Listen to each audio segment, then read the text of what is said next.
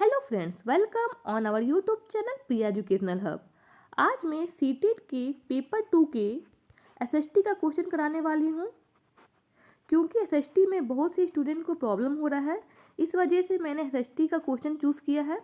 इसके लिए मैं 21 दिसंबर 2021 का क्वेश्चन ली हुई हूँ, ताकि आप सभी लोगों को प्रीवियस ईयर क्वेश्चन से हेल्प मिले। क्योंकि मैंने भी अपने एग्जाम टाइम में प्रीवियस ईयर क्वेश्चन का बहुत इस्तेमाल किया था और बहुत ही मुझे हेल्प हुआ था। चलिए पहला क्वेश्चन स्टार्ट करते हैं। ज्येष्ठाधिकार का क्या अर्थ है? पहला ऑप्शन, ज्येष्ठ पुत्र अपने पिता के राज्य का उत्तराधिकारी होता है, यानी कि जो सबसे बड़ा पुत्र होता है वो पिता का राज्य का उत्तराधिकारी होता है। ये तो सही लग रहा है, इसका हम इंग्लिश में भी पढ़ देते हैं। पहला ऑप्शन है the term son inherits his father state. ये बिल्कुल सही लग रहा है, तब भी ऑप्शन और पढ़ लेते हैं। राज का विभाजन समस्त पुत्रों में कर दिया जाता है। ये तो अगर बड़े पुत्र का बात है, ज्येष्ठाधिकार का बात है, तो सब पुत्रों को क्यों विभाजन किया जाएगा? ये तो बिल्कुल गलत है, ये तो बिल्कुल गलत है। समूह के संसाधनों पर मुखिया का अधिकार होता है। यहाँ तो समूह का कुछ बात ही नहीं किया गया, तो ये भी गलत हो गया। चौथा ऑप्शन है समूह के संसाधनों पर समूह के सदस्यों का अधिकार होता है। ये भी बिल्कुल गलत है। इसका सही ऑप्शन हो गया ऑप्शन 1, यानी कि पहला आंसर। क्या हो गया? पहला। तो इसका इंग्लिश में भी देख लीजिए। The term primogeniture means the eldest son inherits his father state. क्या हो गया? The eldest son inherits his father state. अब चलिए सेकेंड क्वेश्चन देखते हैं। Which of the following is the chronologically correct order of annexation of East India Company?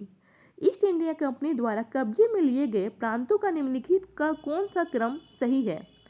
इसमें है, ये पूरा फैक्चुअल क्वेश्चन है, अगर आप पढ़े होंगे तभी याद रहेगा, लेकिन फिर भी आप अगर प्रीवियस ईयर क्वेश्चन बनाए होंगे तो क्वेश्चन अगर रिपीट करेगा तो आप लोगों का हेल्प होगा। सिंध, विंध्य का दक्षिण, अफगानिस्तान और पंजाब। सिंध, अफगानिस्तान, विंध्य का दक्षिण और पंजाब। थर्ड ऑप्शन है विंध्य का दक्षिण, सिंध, अफगानिस्तान और पंजाब। विंध्य का दक्षिण, अफगानिस्तान, सिंध और पंजाब। इसका सही आंसर हो गया फोर्थ ऑप्शन। पहले क्या हो गया? साउथ ऑफ विंध्याज, फिर अफगानिस्तान, फिर सिंध, फिर पंजाब। तो ये जो ईस्ट इंडिया कंपनी द्वारा प्रांतों का सही क्रम सिंधे का, विंध्य का दक्षिण, अफगानिस्तान, सिंध और पंजाब है, यानी ऑप्शन 4।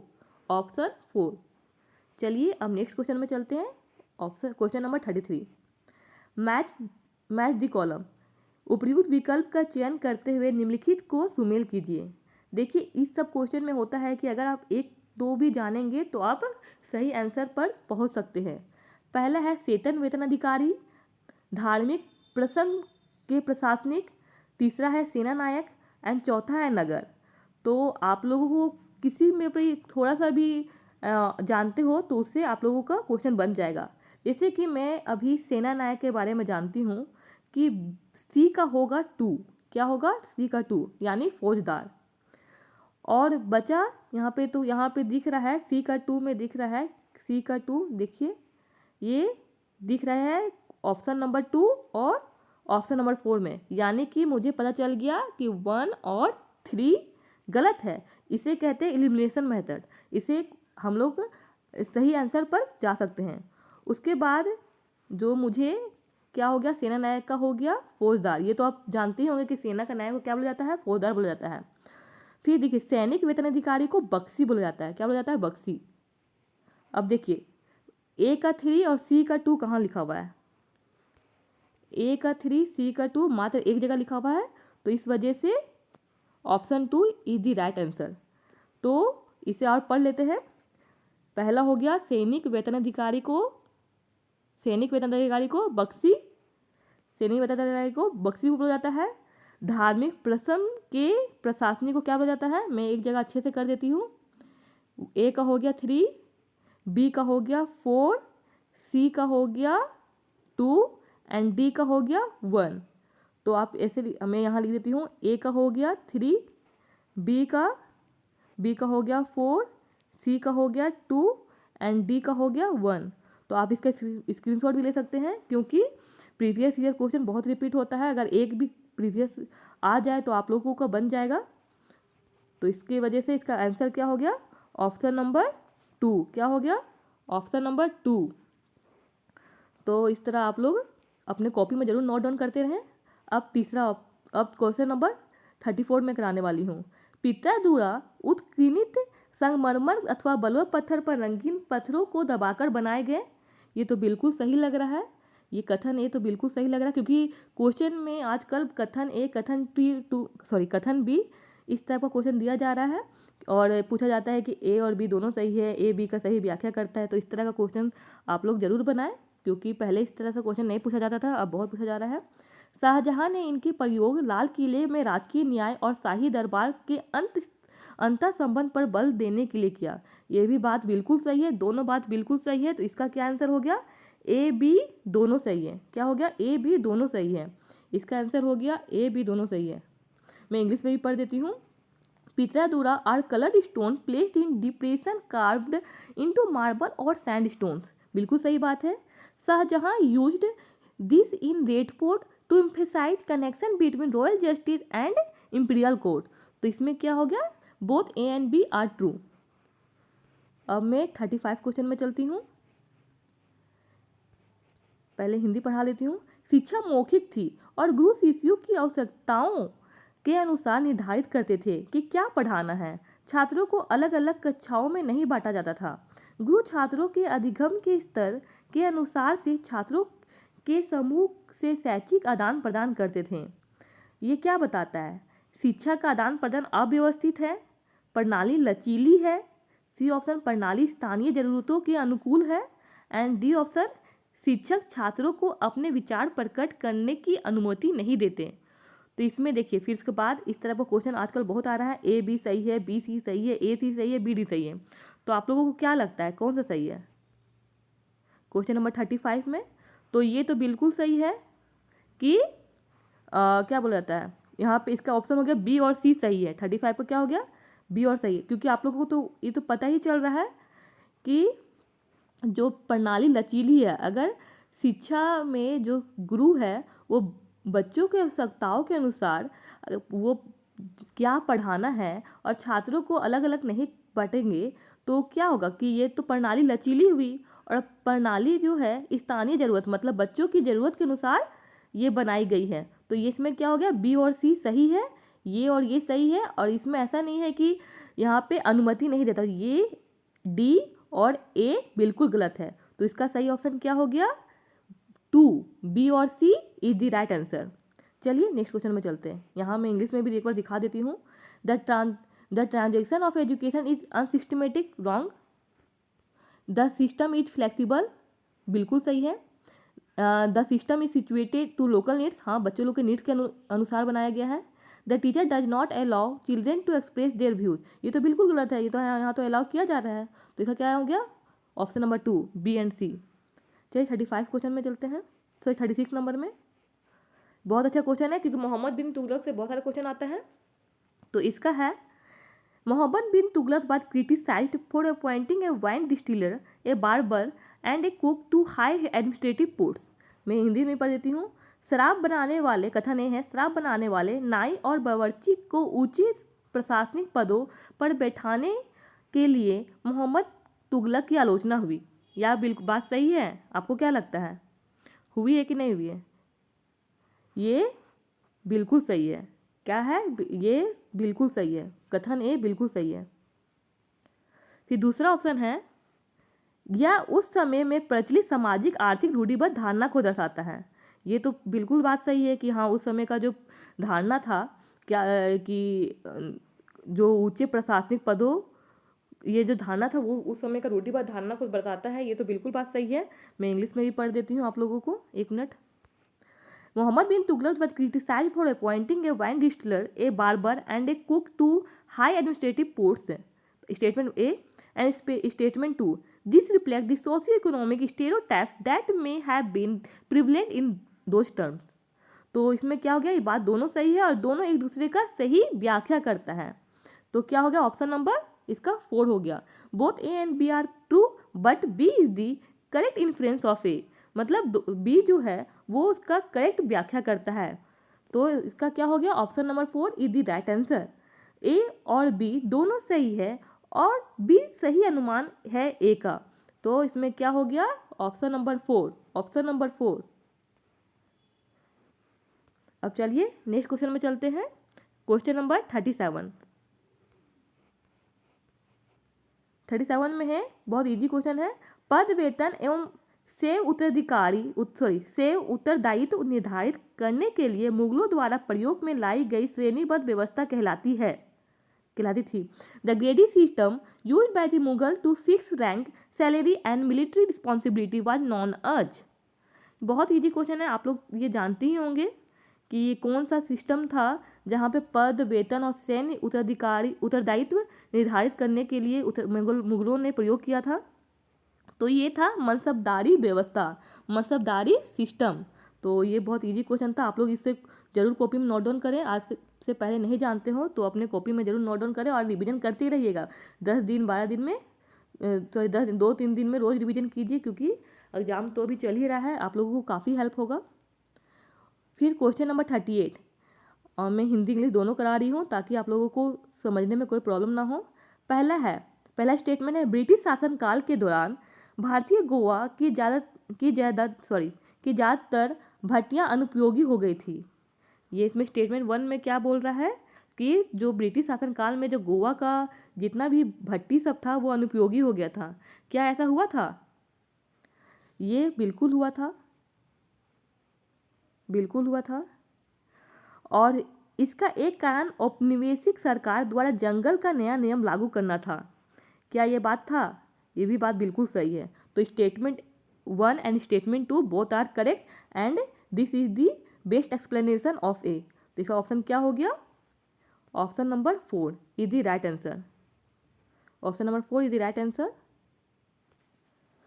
तो इस तरह से आप यहाँ पे मैं इंग्लिश में भी पढ़ देती हूँ ताकि आप लोगों को दिक्कत ना हो, इंग्लिश मीडियम वाले स्टूडेंट को।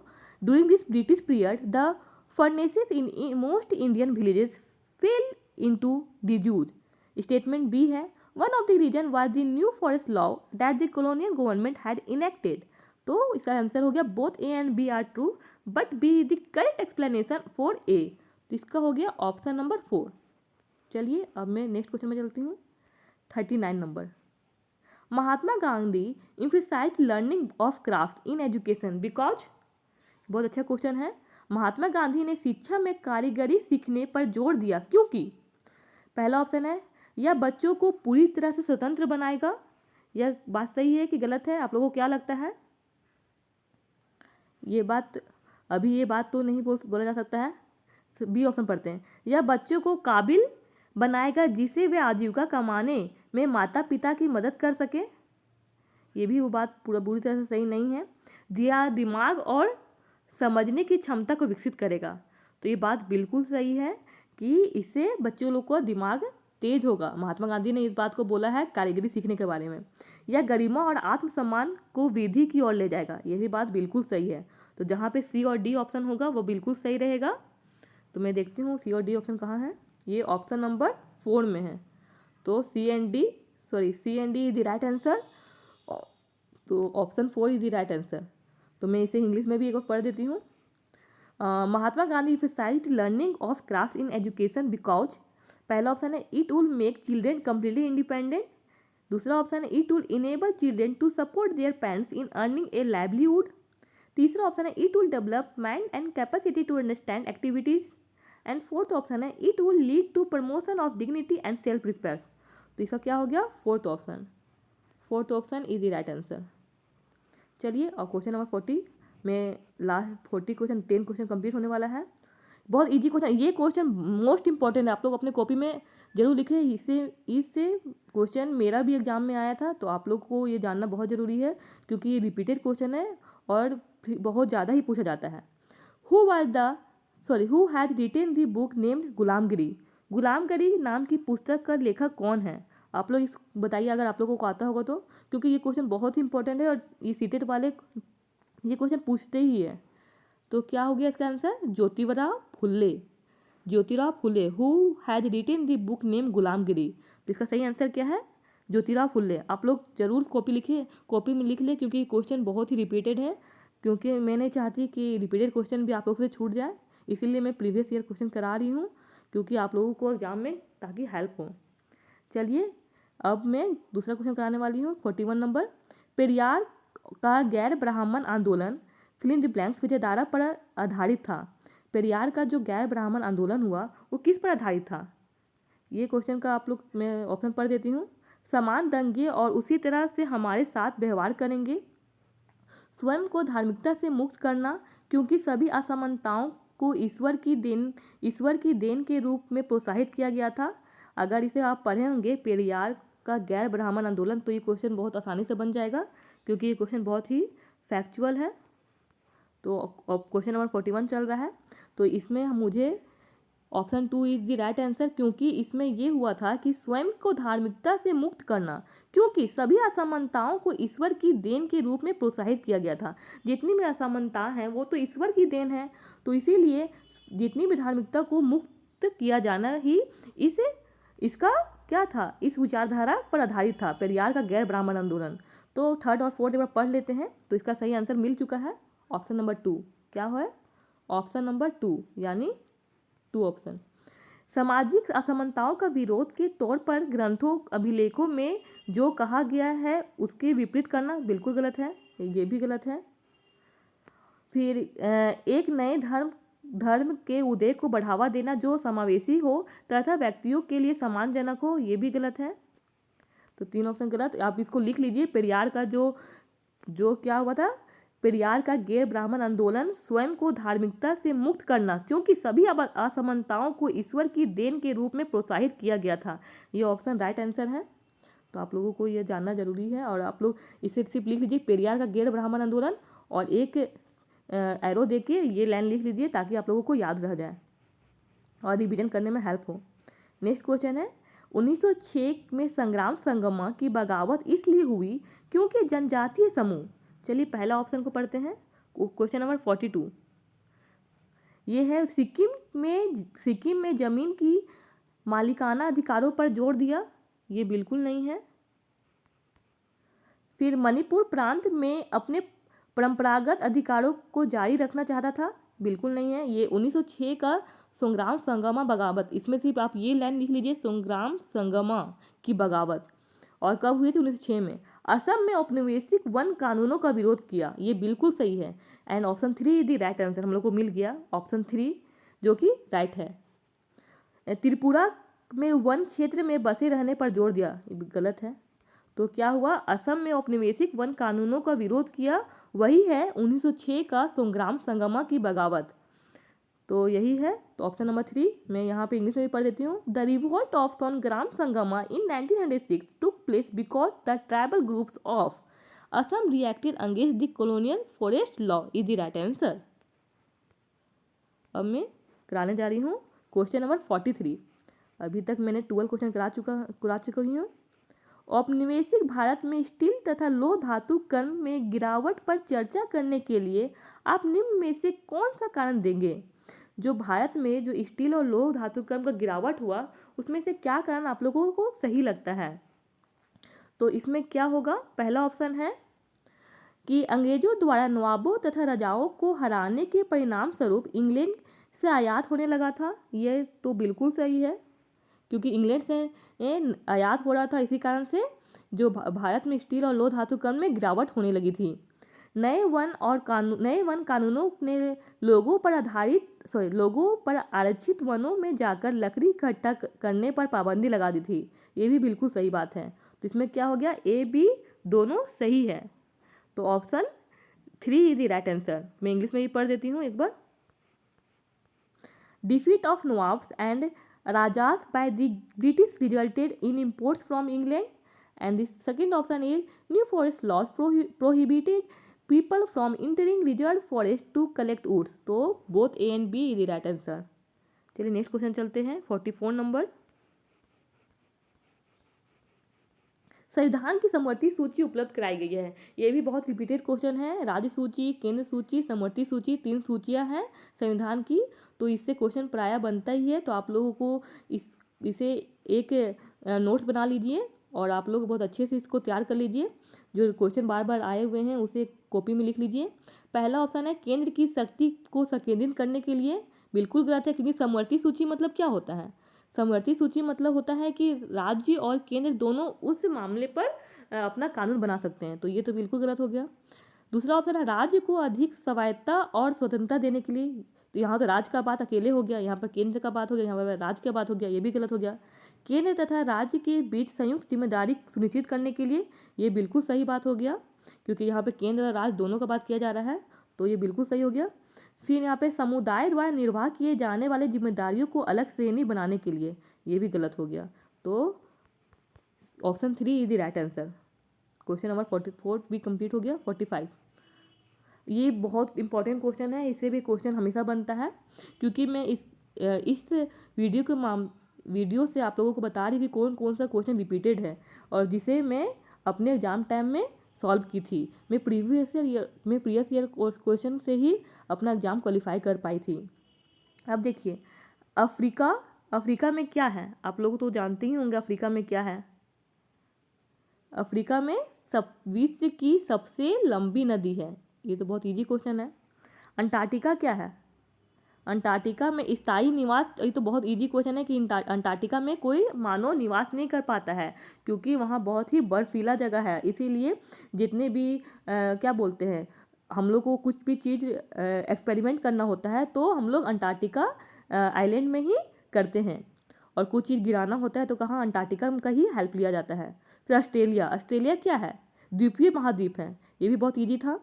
एंड दक्षिण अमेरिका, ये विश्व की सबसे बड़ी नदी कहाँ है, दक्षिण अमेरिका यानी साउथ अमेरिका में, और सबसे लंबी नदी कहाँ है, ये अफ्रीका में है। आप लोगों को ये समझ में आ गया होगा कि सबसे लंबी नदी कौन सी है, अफ्रीका में, जो कि नील है, और दक्षिण अमेरिका में सबसे बड़ी नदी है।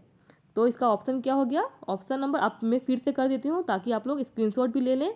अफ्रीका में क्या हो गया, यहाँ पे विश्व की सबसे लंबी नदी, अंटार्कटिका में स्थायी मानव निवास नहीं करते हैं, ऑस्ट्रेलिया में द्वीपीय महाद्वीप, एंड दक्षिण अमेरिका विश्व की सबसे बड़ी नदी। तो ये डायरेक्ट कहाँ से हो रहा है, 1 3 4 2, इसका पहला ऑप्शन ही सही हो गया। बहुत इजी क्वेश्चन था, और आप ये क्वेश्चन बहुत रिपीटेड क्वेश्चन है, इसलिए आप लोग इसे बहुत अच्छे से कंठस्थ कर लीजिए, क्योंकि आप लोगों का शिफ्ट में भी क्वेश्चन आ सकता है। इंग्लिश में भी देख लीजिए, अफ्रीका में क्या है, world longest river Antarctica, no permanent human settlement, and Australia island continent है, और South America world longest river है। तो इसका option 1 is the right answer. चलिए next question, on which days do the equinox happen in India. Bharat में किन तिथियों पर विषुव होता है, यानी कि किन तिथियों पर दिन और रात की लंबाई सेम होती है।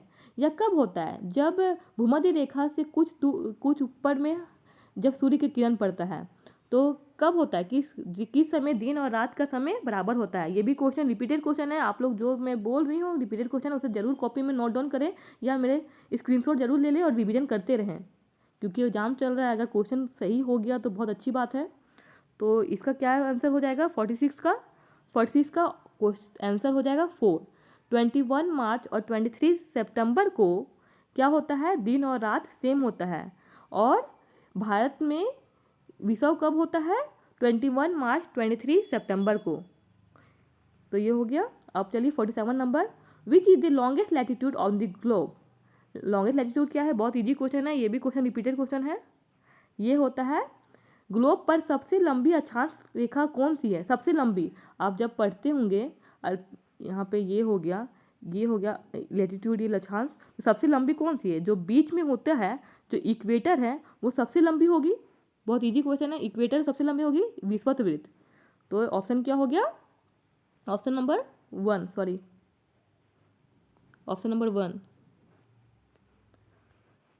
अब चलिए क्वेश्चन नंबर 48 में, बहुत अच्छा क्वेश्चन है और इससे ये भी रिपीटेड क्वेश्चन है, बहुत अच्छा, ये बार बार ही आता है। यदि भारत में शाम के 6:30 PM हो रहे हों तो लंदन में क्या होंगे। मैं इस क्वेश्चन से आप लोगों को सॉल्व करवाऊंगी कि कैसे आप लोग एग्जाम में कीजिएगा। अगर if it is 6:30 PM in India, what will be the time in London. तो आप लोगों को पता होगा कि जो लंदन का टाइम है हमारे इंडिया के टाइम से 5.5 घंटा आगे है, 5 आवर 30 मिनट आगे है। तो अगर हम लोग यहाँ पे शाम का 6:30 बज रहा है, तो उसमें कितना बजेगा। अगर यहाँ पे 6:30 से आप 5, 5:30 घटा देते हैं तो क्या आएगा, 1 बजेगा, 1 PM आएगा। ये क्योंकि अगर हम 1 PM करेंगे तो बचा 2, 3, 4, 5, 6, तो यहाँ हो गया, इधर 5 घंटा हो गया और इधर 30 मिनट, तो ये 5.5 घंटा हो गया। तो टोटल कितना हो गया, 1 PM से 6:30 PM के बीच में 5.5 घंटा का अंतर है। तो इस वजह से इसका करेक्ट आंसर क्या हो गया, दोपहर के 1 बजे। क्या हो गया, दोपहर के 1 बजे। इस तरह क्वेश्चन कोई भी क्वेश्चन किसी तरह पूछे तो आप लोग घटा दीजिएगा 5.5 घंटा। अगर इंडिया का पूछ ले तो 5.5 घंटा बढ़ा दीजिएगा। तो इस क्वेश्चन से आप लोगों को समझ में भी आ गया कि जो इंडिया का टाइम से 5.5 घंटा आगे का टाइम है लंदन का टाइम। अब चलिए 49 क्वेश्चन में कराती हूँ। Mushroom rocks are form due to the erosional work of which of the following. छत्रक सेल का निर्माण निम्न में से किसके द्वारा अपरदन क्रिया से होता है। तो क्वेश्चन क्या है कि जो मशरूम का रॉक है वो किस पर इरोजन करने से होता है, नदी से, समुद्री तरंगों से, हिमनदों से, पवनों से। तो आप लोगों को क्या लगता है, तो ये होता है पवन से, यानी कि विंड से। तो option number 4 is the right answer. चलिए लास्ट क्वेश्चन मैं कराने वाली हूँ। मैं हमेशा इस SST करवाऊंगी, तो आप मेरे चैनल से जुड़े रहें और हमारे चैनल को जरूर सब्सक्राइब करके रखें, ताकि मैं जब भी वीडियो अपलोड करूँ आप लोगों को तुरंत मिले और आप लोगों का बहुत सारा हेल्प हो। Which of the following statement regarding the Indian peninsular plateau are correct. निम्नलिखित कथनों में से कौन भारतीय प्रायद्वीपीय पठार के संदर्भ में सही है। पहला ऑप्शन है, इसकी आकृति त्रिभुजाकार है, इसका धरातल काफ़ी ऊंचा नीचा है। तो ये बात सही है, आपको लगता है। क्वेश्चन नंबर 50, तो ये बात तो बिल्कुल सही होने वाले हैं। तो ये बात बिल्कुल सही है। सॉरी, 1 मिनट, मैं जो सही है एक का करते जाती हूँ। तो ये बात बिल्कुल सही है। आप देखे ही होंगे जैसे कि झारखंड में जो यहाँ भी प्रायद्वीपीय है, सॉरी नीचे हम लोग का है, तो उस वहाँ पे क्या होता है, ये पार्ट में बहुत सारे पाए जाते हैं। तो वहाँ पे बहुत त्रिभुजाकार होता है और जिसका धरातल होता है वो काफ़ी ऊंचा नीचा होता है। फिर क्या हुआ, इसका सेकेंड ऑप्शन है, इस क्षेत्र में बहुत से पहाड़ी श्रृंखलाएं जैसे विंध्य सतपुड़ा श्रृंखलाएं। तो ये तो होता ही है, ये जो भी प्रायद्वीपीय में होता है तो बहुत सारे वहाँ पे पहाड़ी श्रृंखलाएं भी मौजूद होते हैं। ये भी सही है, ये भी सही है। चलिए ए बी दोनों सही है। अरावली की पहाड़ियाँ विश्व की प्राचीनतम श्रृंखलाओं में से एक है, यह उत्तर पूर्वी सीमा पर स्थित है। यह बात देखिए, अरावली आप लोग जानते होंगे, तो ये तो उत्तर पश्चिमी की ओर है, इधर है, ना कि इधर है। पूर्वी तो में है नहीं।